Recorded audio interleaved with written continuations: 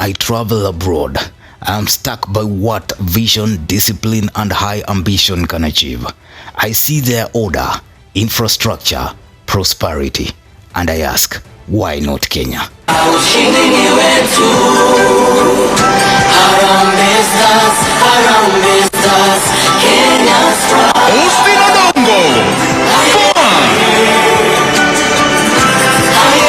These words from President William Ruto set the tone for a momentous event at State House, where Harambee Stars were honored with homes, bonuses, and a sharp message about Kenya's potential. We revised the cash scheme to ensure our champions are acknowledged in a manner that reflects their sacrifice and hard work. But in a twist of humility, Ruto also shared a quirky confession. My friend told me that I was responsible for Harambee Stars' loss. Now, that remark raises a playful yet profound question. What if our team's fortunes are now tied directly to the president's presence? But I promise next time I will always be there so that we can do it together. At the State House Luncheon, held after their Chan campaign, the Harambee Stars walked in not just as athletes, but as national icons. Their coach, Benni McCarthy, moved by the moment, said, "The most important person to thank is the nation of Kenya.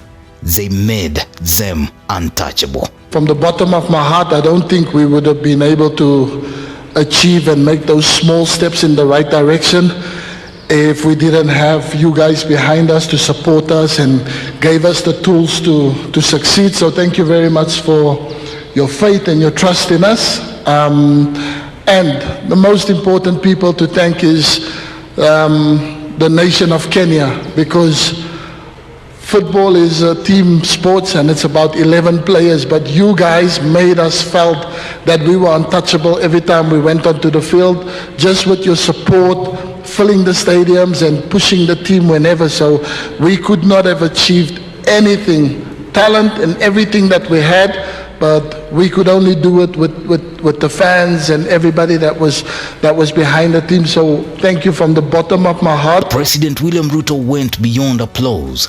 He pledged to cover half the cost of 2 million Kenyan shillings two-bedroom affordable house for each player. The government pays 1 million Kenyan shillings, with the remaining 1 million Kenyan shillings financed by players through a mortgage, just 2,000 to 3,000 shillings per month over 20 years. Players can choose where they want their houses: Nairobi, Mombasa, Kisumu, Eldoret, you name it. A trophy in bricks, not just words. To the boys in Harambee Stars, I know that you would have wanted to own a home, but I believe you still will have to own a home. This is how we are going to do it. Yeah? The two-bedroom house that we had agreed on under our current arrangement in affordable housing costs 2 million shillings. We are going to pay for you half that amount. We're going to pay for you 1 million shillings.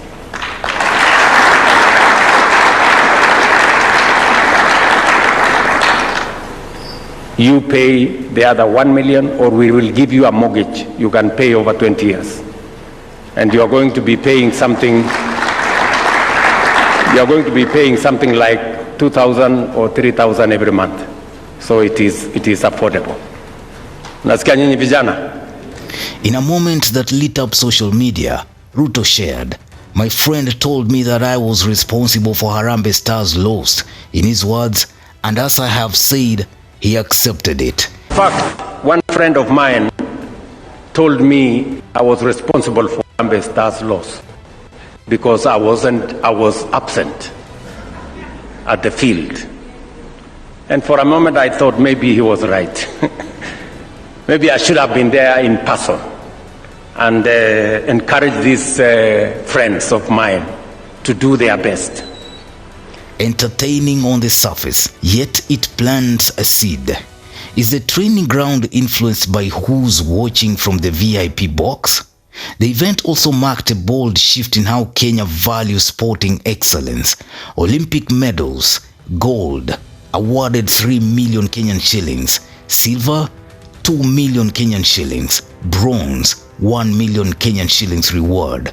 Commonwealth Games: gold, awarded 2.5 million Kenyan shillings; silver, 1.5 million Kenyan shillings; bronze, 1 million award.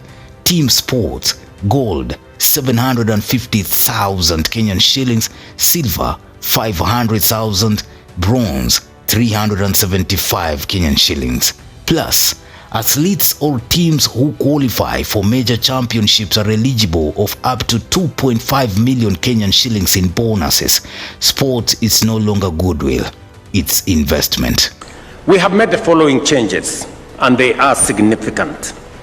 The package for individual Olympic gold medalists has risen from Kenya shillings 750,000 to 3 million.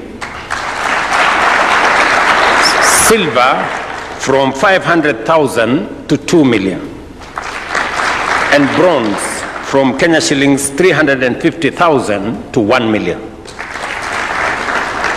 In team sports, the award per athlete has increased from 100,000 to 750,000 for gold, from 75,000 to 500,000 for silver, and from Kenya shillings 50,000 to 375,000 for bronze.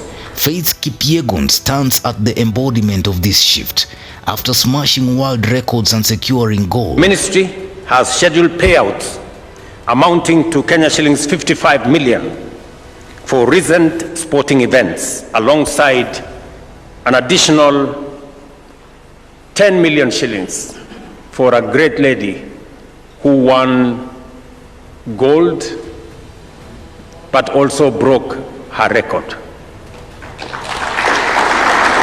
I don't know whether she is around. Is she here? She's not here. And also another great lady who also won gold in her race, who is going to be paid 5 million shillings. It's not just money. It's proof that when Kenyan talent is nurtured, expectations get real. But it also sparks a debate.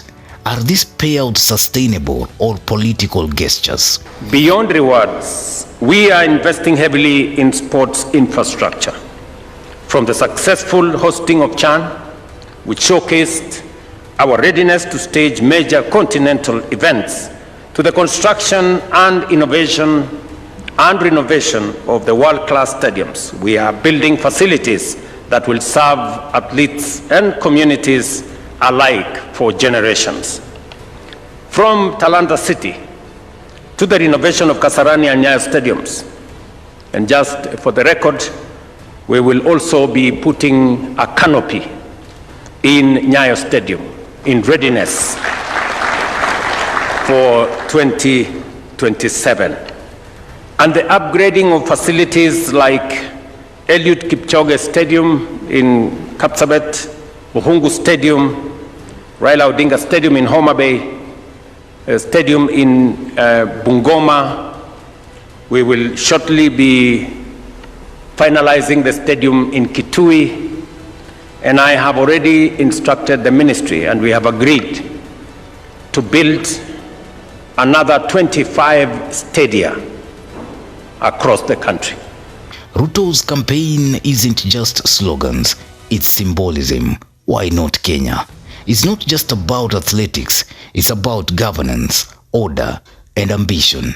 By linking his affordable housing program to the Harambee Stars, he transforms a policy into a narrative. And his joking admission about the Stars' laws subtly elevates his image as a national motivator, both humble and essential. So what's the game here? For Harambee Stars, it's houses and legacy. For Kipyegon, it's tangible recognition. For Kenyan sports, it's economic dignity. And for Ruto, it's the branding of a president of vision and presence. But beneath it all is a key question.